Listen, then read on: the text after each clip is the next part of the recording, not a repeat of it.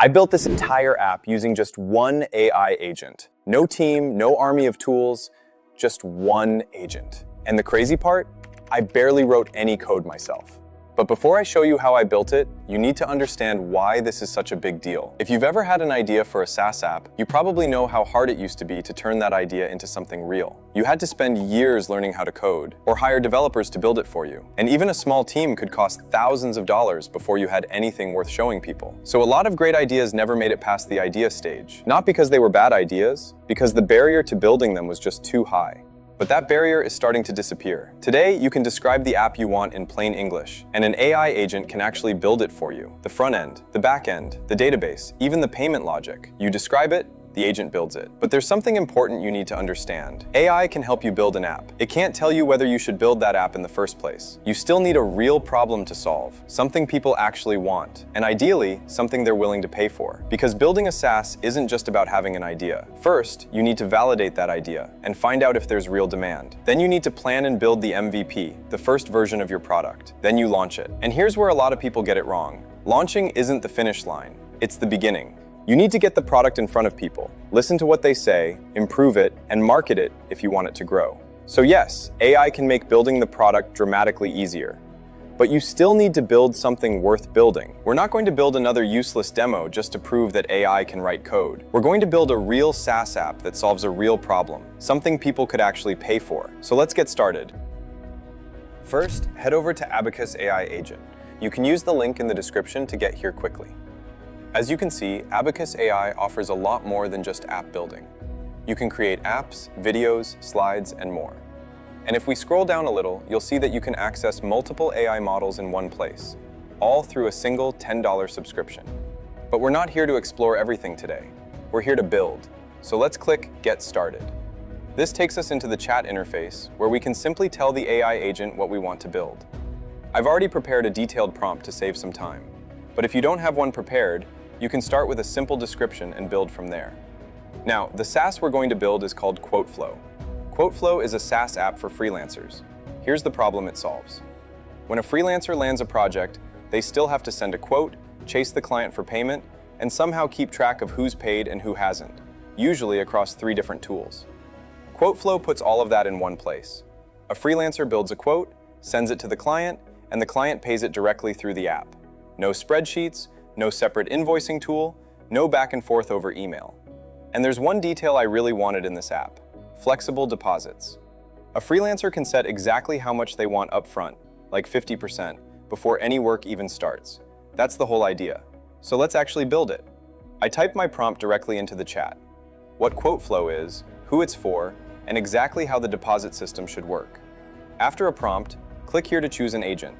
There's also an option here to automatically enhance your prompt. So if your prompt isn't perfect, you can let the AI improve it before you send it. And once you click the Send button, Abacus AI Agent takes over. It starts building the application from scratch, and you can guide it throughout the process until the app is actually finished. So now you can see the AI is already building the application. And this is important. The AI doesn't always just go ahead and build everything without asking you anything. Sometimes it needs more information because it has to understand exactly what you want before it can make the right decisions. For example, here it's asking me for some credentials because this application is going to handle payments. I'm building a full-stack application here. That means it needs authentication and login, a database, front-end, back-end logic, payment functionality, and all the other pieces needed to make the application actually work. And because we're using Stripe for payments, it's asking me for Stripe API credentials to use during development and testing. These are test credentials. Now, as you can see, it has finished building the application, and this took around 5 minutes. That's pretty crazy considering we started with a prompt and now we have an actual working application. The next thing I'm going to do is deploy it so I can test it online. I'm going to give it a domain, which in this case runs on a subdomain, and once I deploy it, the application is live. Since I don't have an account yet, I'm going to click Create One and create a new account for the application. And in this case, I'm pretending to be a freelancer. I'll enter my name, email, and password, and then click Create Account. And as you can see, everything is working. I'm now inside the dashboard, which means I've successfully logged in. Right now, everything is obviously at 0. There are no quotes, no drafts, no payments, and no revenue yet. But now you can start to see how this application works. And remember, this is Abacus AI Agent, so it can build the application, test different parts of it, and make changes before giving us the final result with no errors or crashes. Now let's actually test the app. I'm going to create a new quote. First, I'll enter the client's name and email, and then I'll add the project title. For this example, I'm going to call the project Website Design. Set the relevant date, then we have the line item. This is where you describe the service you're providing. You can enter the quantity, the price, and other details, and the application will automatically calculate the total amount for you. And then we have the deposit percentage. This is basically the upfront payment the client has to make before you start working. For example, if I set the deposit to 50%, the client pays 50% before I start the project. The payment is handled through Stripe checkout. So once I create the quote, the application gives me a link. The link is also designed to look professional because it uses the application's domain and takes the client directly to the quote. Now let's see what happens from the client's side. I'm going to paste the link into a new tab, and here you can see the quote. It shows the description, the unit price, the total amount, and the 50% deposit. In this case, the deposit is $400. Now I'm going to click Accept and Pay. For this part, I'm pretending to be the client. Normally, this is the link you would send to your real client, and they would accept the quote and pay the deposit before you begin the work. Once I click the button, you can see that it takes me to the official Stripe checkout page. This is where the client enters their payment details and completes the payment. So the payment itself isn't being handled directly by my application. Stripe is handling the actual payment process. That's important because you generally don't want to build your own payment processing system from scratch when you can use a dedicated payment provider. And as you can see, once the client completes the payment, the application automatically shows that the deposit has been paid successfully. Everything is now updated. The amount has been processed, and the freelancer can see the payment inside the application. So this is the first version of the application I built, and you can see that you can actually build something useful from a simple idea and a good prompt. If I go back to the dashboard, you can see that it has refreshed automatically. The dashboard is now updated with the payment information. Now I'll be honest, the UI still doesn't look exactly how I want it to look. But that's actually one of the advantages of using an AI agent. You don't have to stop here. You can simply tell the AI what you want to improve, and it can make the changes for you. For example, when everything has been paid, the quote can show that the payment is complete. In our current example, the client has only paid 50%, so there is still another 50% outstanding. That means the freelancer knows exactly how much money has been received and how much is still left to collect. And when I send the quote link again, the client can come back and pay the remaining 50%. So now we have the basic payment flow working. But I'm not going to stop here.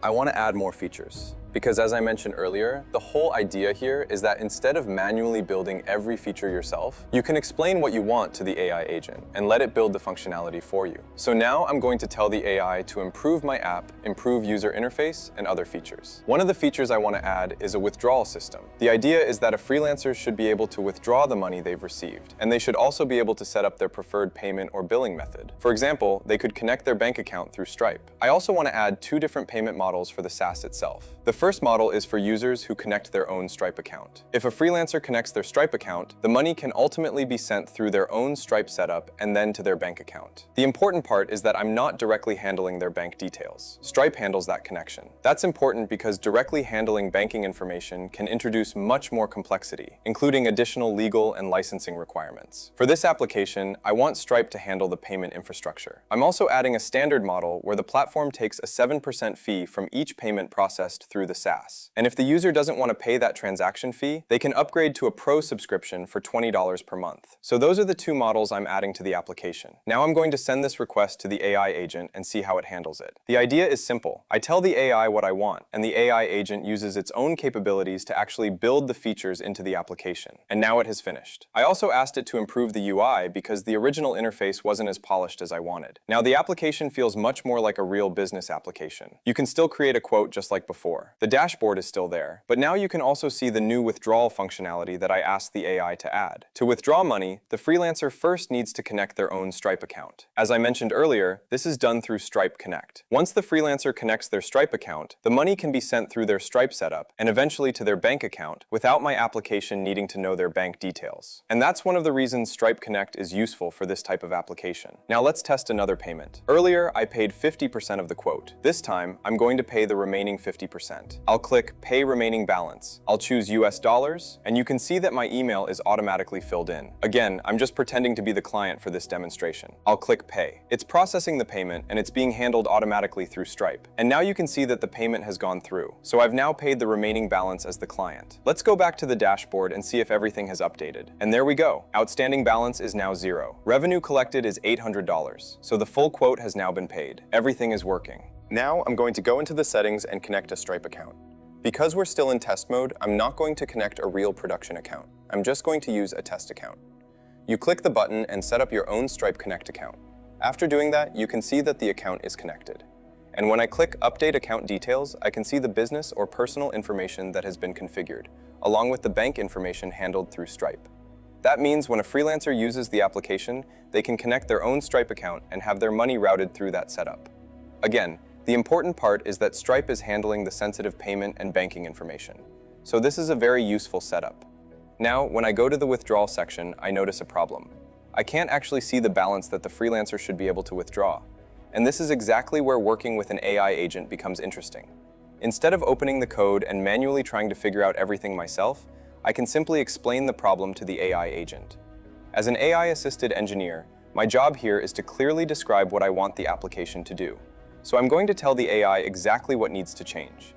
When a freelancer has collected money and wants to withdraw it, that money should become available in the withdrawal balance as soon as the payment is received.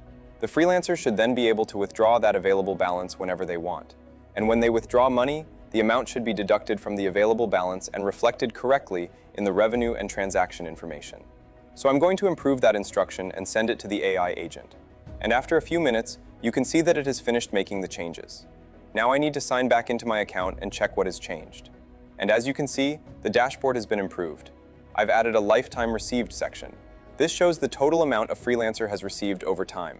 But there's also a separate amount for revenue that has been collected but not yet withdrawn. That way, the freelancer can clearly understand the difference between money they've received and money they've already withdrawn. I've also added a transaction section. This lets the freelancer see all the money coming in and going out. And now the withdrawal page makes much more sense. All of the available money is shown there, and the freelancer can request a withdrawal. If they're using the standard plan, the withdrawal is subject to the 7% fee. That fee is reflected in the transaction, and the remaining amount can be sent through their connected Stripe account. If they're using the Pro plan, they don't pay that withdrawal fee. Now this is the part where you really need to be careful. Anything involving payments is more complicated than simply building a button that says, withdraw. There can be licensing requirements, privacy policies, terms of service, payment regulations, and other legal considerations. So you need to understand exactly how your payment flow works before launching something like this publicly. Don't just build a payment application and assume everything is automatically okay because the code works. Do your research. For this demonstration, I'm going to upgrade to the Pro plan for $20 per month. Then I'm going to test the withdrawal functionality and see what happens when a user has subscribed to Pro. And you can see that the subscription is now active. It's $20 per month, and the user can manage the subscription through Stripe. Again, Stripe is handling the subscription payments. The money from the subscription goes into my Stripe account, while the freelancer has their own Stripe Connect account configured for receiving their funds. These are separate parts of the system. And this is another reason why you should understand your payment architecture before you launch an application like this. Now I'm going back to the withdrawal page, and this time I can see that there is no withdrawal fee. When I withdraw the money, the full amount can be processed because this account is on the Pro plan and the withdrawal fee is 0%. And honestly, this is where an AI agent becomes really powerful for building SaaS applications. You can use it to build SaaS products, internal tools, business applications, and many other types of software. You start with an idea. You explain what you want. The AI builds the first version. Then you test it. You find problems. You tell the AI what needs to change. And you keep improving it until the application works the way you want. Now that the application is working, I can deploy it again. I can choose a subdomain using the domain provided by the platform and deploy the application. And if I want to use my own custom domain, I can do that too. You can use a .com, .app, .ai, .online, or another domain extension depending on what makes sense for your project. Once you purchase the domain and connect it, your application can run directly on your own official domain. But there are also other tools included in the platform that I want to show you. For example, there's a test agent, a CEO agent, a search engine optimization agent, a self-healing capability, and a support agent. These tools can help you test your application, improve it, optimize it for search engines, keep it more stable, and handle support-related tasks. So there's quite a lot more here than just the app builder. And another thing I like is that the applications built on the platform are responsive. You can see that the application works on desktop, but it also adapts to mobile and tablet screens. So the same application can work across different devices. If I go into the settings, I can see analytics and traffic information for the application. You can see things like page views, bandwidth usage, and other traffic information. Then there's the database. There are payment settings, storage, secret keys, and other configuration options. So a lot of the infrastructure you need to run an application is available from one place. And the platform itself costs around $10 per month. That means you can get access to all of these capabilities without having to subscribe separately to a huge number of different services. And it also includes other AI features. For example, there's a chat interface where you can access different language models. So instead of having to maintain multiple subscriptions across different AI platforms just to access different models, you can use these capabilities from a single platform and a single subscription. And it's not only about building applications. There are also features for things like image generation and video generation. So you can use the same platform for more than just writing code. And if your usage goes beyond what is included in your monthly plan, you can purchase additional credits when necessary. And sometimes, you have a chance when you see a price offer from $10 to around $7 for the first month. So if you've had an app idea sitting in your head for the last few years because you thought you needed to learn everything about coding before you could build it, this kind of tool changes the equation. You can take the idea you already have and start building a real prototype. You can build a SaaS application. You can build internal tools, build agents, mobile apps, or just for your business or clients. The important thing is to remember that AI doesn't remove the need for thinking. You still need to understand what you're building. You still need to test it. You still need to check the payments, security, business logic, and legal requirements. And with all those additional tools we saw in Abacus platform, it's even more easier.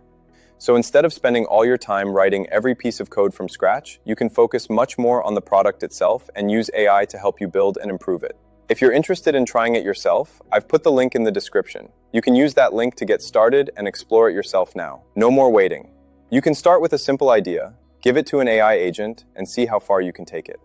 So that's it for this video. Thanks for watching. If you have any questions or recommendations, drop them in the comments below. I read the comments and I'll do my best to answer your questions. And if you're new to the channel, don't forget to subscribe so you can keep up with new AI tools, tutorials, and updates. Thank you for watching, and I'll see you in the next one.